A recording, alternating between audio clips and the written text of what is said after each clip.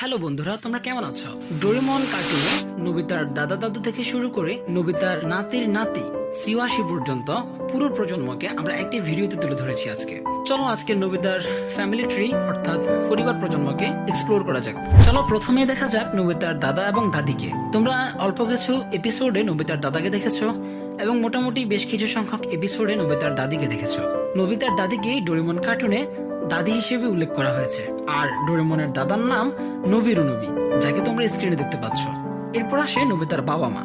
নোবিতার দাদা এবং দাদির ছিল দুই সন্তান। একজন হচ্ছে নোবিরু নোবি অর্থাৎ নোবিতার চাচা, আরেকজন হচ্ছে নোবিসুকে নোবি অর্থাৎ নোবিতার বাবা। নোবিতার বাবার বিয়ে হয় তামাকো কাটাওকার সাথে। তামাকো কাটাওকা হচ্ছে নোবিতার মা। নোবিতার বাবা একজন হাসি খুশি কিন্তু অলস মানুষ ছিলেন। তিনি যুবক বয়সে প্রেম করেছিলেন তামাকো কাটাওকার সাথে। তামাকো ছিলেন ভীষণই গম্ভীর ও নিয়ম মেনে চলা একজন গৃহবধূ। তিনি নোবিতার মা, যিনি সারাদিন বকাবকি করেন, ডাক করেন, মনে মনে খুবই স্নেহ করেন নোবিতাকে। এর ফাঁকে নোবিতার নানা ও নানুকে দেখে নেওয়া যাক। মিস্টার কাটাওকা, যিনি হচ্ছেন নোবিতার নানা, এবং মিসেস কাটাওকা নোবিতার নানু, এবং তাদের একটি মাত্র মেয়ে ছিল তামাকো, যিনি নোবিতার বাবাকে বিবাহ করেছেন এবং নোবিতার মা। এবার আসা যাক আমাদের মূল ক্যারেক্টার নোবিতা নোবি সম্পর্কে। সে হলো তামাকো ও নোবিসুকে এর একমাত্র ছেলে, একজন অলস, বারবার কাঁদে, বারবার ব্যর্থ হওয়া ছেলে, কিন্তু তার হৃদয়টা ছিল সোনার মতো। সবচেয়ে বড় কথা, সে ভালোবাসতো শিজুকাকে। পরবর্তীতে নোবিতা এবং শিজুকা বিবাহ করে। শিজুকা মিনামোটো হচ্ছে একজন মেধাবী, ভদ্র, সুন্দর মেয়ে। সে সব সময় নোবিতার পাশে থাকতো। সবশেষে সময়ের সাথে সাথে তারা বিবাহ করে। এই ফাঁকে শিজুকার মা বাবাকে দেখা যাক। শিজুকার মাকে প্রায় অনেকগুলো এপিসোডে দেখা যায়, বাবাকে সবসময় দেখা যায় না। তার বাবার নাম হচ্ছে ইয়োশি মিনামোটো, একজন বিজ্ঞান মনস্ক মানুষ, এবং তার মা মিচিকো মিনামোটো, ভদ্র এবং শিক্ষিত। এই পরিবার থেকে শিজুকা হয়ে ওঠে নোবিতার জীবন সঙ্গী।